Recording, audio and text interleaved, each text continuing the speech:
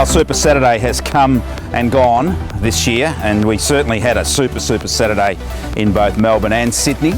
Record numbers of September listings in both those capital cities, 1,100 auctions in Melbourne, 1,000 in Sydney. So it was a big test for the market, and certainly that Sydney market has given clear indications of running out of steam. And I guess no surprise, 90% clearance rates in May, and we got a clearance rate under 70% last weekend. And of course, that's the lowest September clearance rate in Sydney for 3 years. So the market really is starting to track backwards, coming to more normal levels. Melbourne market keeps on keeping on. Clearance rates maybe just falling over the last month or so. It's still quite solid, and perhaps some early indications that it too is running out of puff. But look, Super Saturday gives us a chance to reflect on how the market's gone in early spring, and really the signs are that market energy is certainly now starting to decline. Well, look, everybody can have a rest this weekend. You know, go away, watch the footy.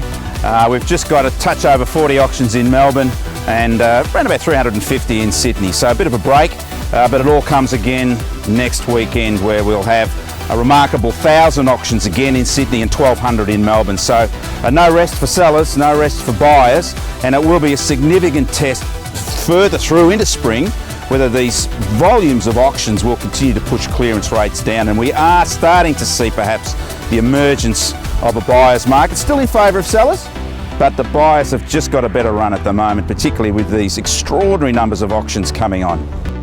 Well, look, we will continue to see high volumes of auctions all the way through to December. Maybe a little bit of a rush to market. Maybe sellers want to take advantage of the heat that remains in the market. Interest rates have been on hold for 4 months. A decision next week by the Reserve Bank likely to be on hold again. But you know, don't put away the chance that they may cut. We've had some disturbing, perhaps, news internationally.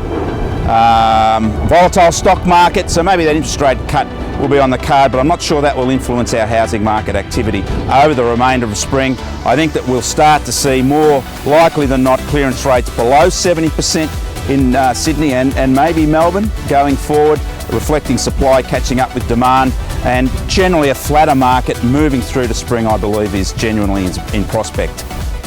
Well, look, there's no doubt that the clouds are gathering over not just our national economy but also the international economy. We've really been in uncertain waters over the last year or so.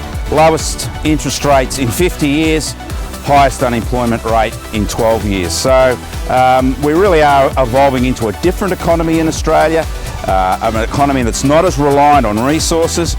We are starting to see some good early signs that construction services are picking up the slack, but we are still exposed to what's happening in the global economy.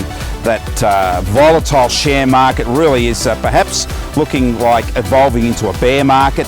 That works its way into confidence, and of course confidence is always the key in real estate. So there's another factor that I guess we must start looking at that will impact on our spring housing market.